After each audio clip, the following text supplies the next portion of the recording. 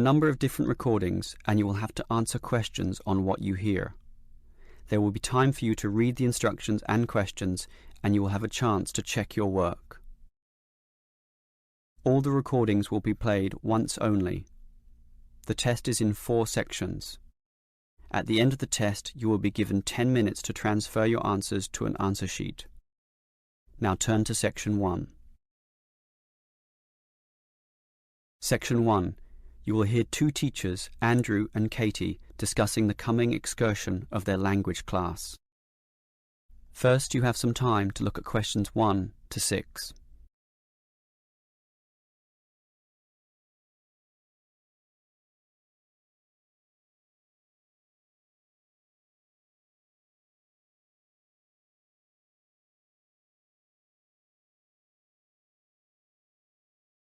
Now we shall begin. You should answer the questions as you listen, because you will not hear the recording a second time. Listen carefully and answer questions 1 to 6. Well, we have this school excursion plan, but when exactly is it? Is it this Tuesday or Wednesday? Well, it can't be Tuesday with the English tests taking place. Ah, right, not Tuesday but Wednesday. That's right, all day Wednesday, taking a bus outside the city. And where are we going? Last month we went to Arthur Island, so this time we're going to the animal park. Arthur Island was okay, but it was too cold. Let's hope the weather for this week's excursion is better. I don't suppose animals care about bad weather, but I certainly do. Have you heard the forecast? Yes, and it's not too bad. Basically, they're saying Monday will be sunny, but then the weather will change. Not so good. Yes, Tuesday we'll have some showers, but by Wednesday, the day of our excursion, it will be, well, their words are cold and cloudy. Cold and cloudy.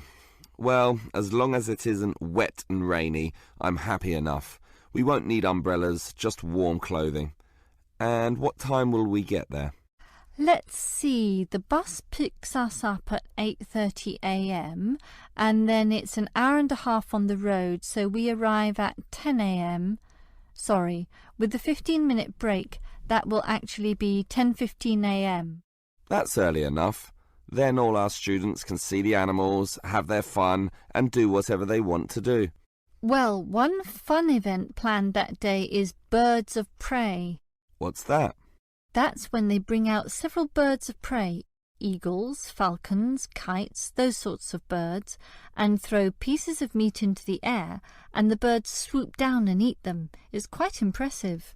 Sounds great. Birds of prey. Are there any other activities? There's a catered lunch at the park restaurant. We've already paid for that. And in the afternoon there's... Well, I had a choice between the reptile display and the koala handling. In the reptile display, the students can handle live pythons and various other snakes. Surely they'd rather hold koalas. I'm sure, but the koalas can't be handled unless the weather's sunny, and given the forecast, I thought it better to choose the reptile display. That's a shame. These Asian students would love the koala handling. Yes, I know, but we can't control the weather. And then we get back. What time will that be? We leave the park at 4:30, but then we face traffic, so we won't get back until well after 6 p.m. It will most likely be 6:30, but that's better than the last trip. We didn't get home until 8:30 that time. Yes, that was a bit too late, wasn't it? Before you hear the rest of the conversation, you have some time to look at questions 7 to 10.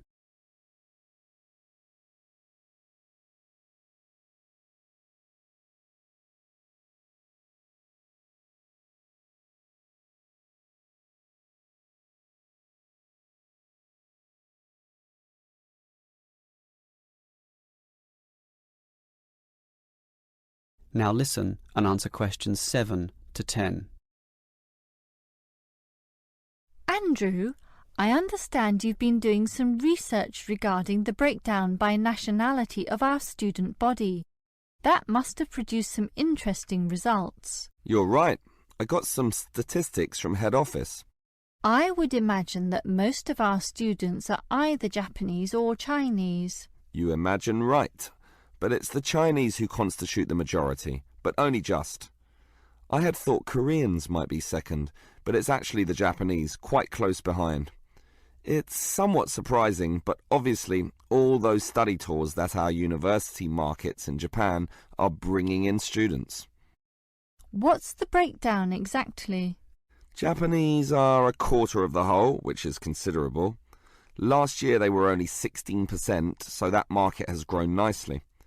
The only other proportions of some weight are the Indonesians and Koreans, about the same. Indonesians at 15% and the Koreans are a little higher, not like last year when they were less than 10%. I thought we'd have more Indonesians than Koreans. Well, as I said, they're about the same. Just like the Saudi and Thai student numbers, almost the same also, both just under 10. Which one is bigger? Thai students number just a fraction more. As for the other nationalities, collectively they're only 3%, so it wasn't worth giving each of them a separate category. I just grouped them under other. That's Vietnamese, South American, a couple of Russians, and so on. That is the end of section 1. You now have half a minute to check your answers.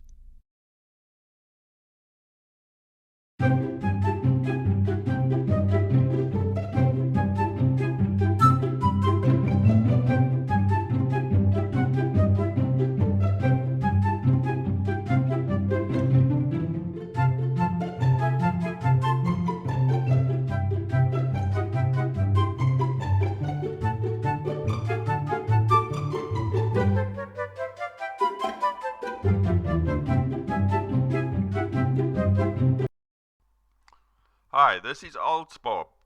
I would very much appreciate it if you could like, subscribe and share this video, as this will enable me to help more IELTS students reach their IELTS goals. Very much appreciated. Thank you.